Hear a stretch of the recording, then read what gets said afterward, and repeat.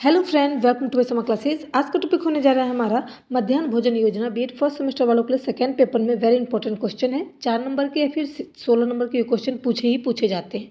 ठीक है, तो अब देखेंगे हम तमिलनाडु जो मध्याह्न भोजन जो है वो सबसे पहले कहाँ शुरू की गई थी, तो तमिलनाडु राज्य में। ठीक है, सबसे पहले इसकी योजना जो है यहाँ पर बनाई गई थी, यहीं पर शुरू की गई थी।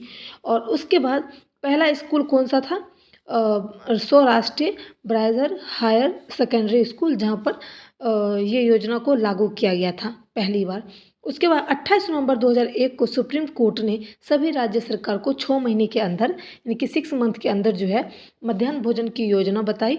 और उन्होंने कहा कि अपने अपने राज्य के स्कूलों में 1 से जो 8 तक के बच्चे होते हैं वहाँ पर ये चीज़ों को बंटवाया जाएगा और उससे हमारे कई फ़ायदे हैं, मैं आपको बताऊंगी। ठीक है, इस योजना से जुड़ी जानकारी भारत के राष्ट्रीय पेट्रोल पर उपलब्ध हुई, यानी कि भारत के राज्य जो हैं, भारत राष्ट्रीय को भी इससे जुड़ी योजनाएं जो है वो भी बताई गई। उन्होंने भी अपने क्षेत्रों में, अपने राज्यों में इस योजना को लागू किया। उसके बाद 15 अगस्त 1995 को मध्याह्न भोजन जो है वो स्कीम लागू किया गया था। ठीक है, आप याद रखेंगे। और उसके बाद इस स्कीम के तहत राजकीय अनुदान प्राप्त प्राथमिक विद्यालय में पढ़ने वाले छात्रों यानी कि 1 से 8वीं कक्षा तक के विद्यार्थी होते हैं उसको मिलेगी 80% उपस्थिति पर। यानी कि जैसे अब तो कई सारी चीज़ें ऐसी हो गई है कि जब बच्चे को हाजिरी यानी कि अटेंडेंस जिसको बोलते हैं, अगर 80% रहेगी उपाधि मतलब उपस्थिति रहेगी तभी जाके उस बच्चे को 3 किलो गेहूँ और या फिर चावल ऐसे प्रावधान दिया जाएगा बच्चों के हिसाब से। यानी कि एक क्लास में जो बच्चा है 1 क्लास में उसको कितना मिलना चाहिए, तो उसको कम मिलेगा, उससे ज़्यादा क्लास के बच्चे को थोड़ा ज़्यादा मिलेगा। तो इस तरीके से इसको बांटा गया। उसके बाद सरकार ने किया कि 1 सितंबर 2004 से प्राथमिक विद्यालय में पकी पकाई भोजन उपलब्ध कराने की योजना आरंभ की। यानी कि अभी आप देख रहे होंगे कि सरकारी स्कूल में अभी भी बच्चे को पकी पकाई भोजन मिलती है, यानी कि एक टाइम का लंच जो होता है लंच वो मिलता है सरकार की तरफ से, है ना। और इस योजना का जो मेन महत्व था, मेन योजना ये थी कि बच्चे जो पहले के समय में बच्चे कुपोषित होते थे, खाने के लिए सामान नहीं होता था, बच्चे गरीबी के कारण, आर्थिक स्थिति के कारण स्कूल नहीं भेज पाते थे, इसलिए सरकार ने इस योजना को लागू किया, है ना। और एक बच्चे पर जो है प्रतिदिन 450 कैलोरी ऊर्जा यानी कि ऐसे कैलोरी ऊर्जा वाले खाद्य पदार्थ यानी कि खाने को मिलेगा। और 12 ग्राम प्रोटीन, यानी कि आपने देखा होगा कि अंडा वगैरह भी मिलता है सप्ताह में 2 दिन ऐसे, खिचड़ी वगैरह मिलता है, कड़ी चावल, राजमा चावल और उसके बाद सोयाबीन चावल, कई सारी चीज़ें हैं जो मिलती है बच्चे को, जो कि एक दिन में 450 कैलोरी ऊर्जा मिलती है और 12 ग्राम जो है प्रोटीन मिलता है। इससे बच्चे को कुपोषित खत्म हो जाएगा, बच्चा एक टाइम अच्छा भोजन प्राप्त कर सकता है। ये जो है मेन योजना थी और बच्चे को स्कूल में लाने की सबसे अच्छा योजना ये था, यानी कि मध्याह्न भोजन। पहले के समय में लोगों को पास आर्थिक स्थिति खराब थी तो बच्चे स्कूल नहीं भेज पा रहे थे, जैसा कि मैंने अभी कहा। तो वो खाना खाने के लिए, सिर्फ बच्चे को एक टाइम का अच्छा खाना मिल सके उसके लिए बच्चों को स्कूल भेजते थे कि फ्री में खाना मिलेगा, हमारे बच्चे एक टाइम का खाना अच्छा से खा सकते हैं।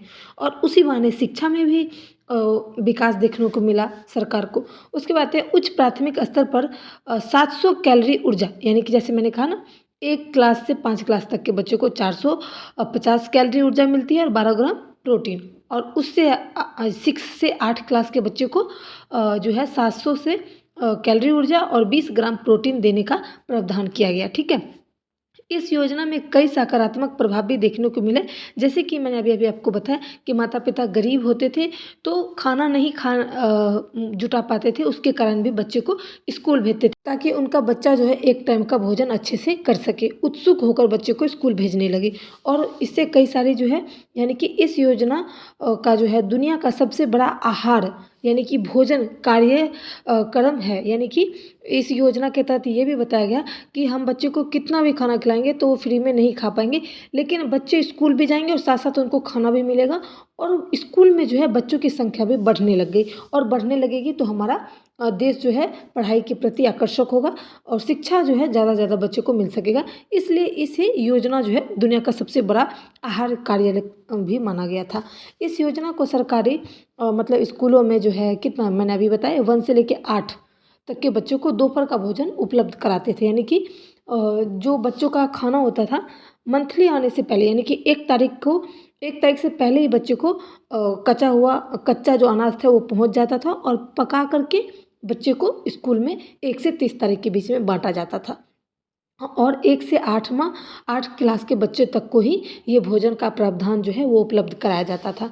ठीक है, इसका मेन मकसद था कि बच्चे को कुपोषण से बचाना, उनको पोषण स्थिति में सुधार लाना। यानी कि बच्चे पहले बहुत कुपोषित होकर मर जाते थे, तो इसलिए कई सारी चीज़ें चलाई गई। यानी कि स्कूल में अच्छा खाना, पोलियो का खुराक, टीका, जो कि पहले के समय में लोग नहीं लगवाते थे, नहीं करते थे, तो इसलिए ये सारी योजनाएं बनानी पड़ी।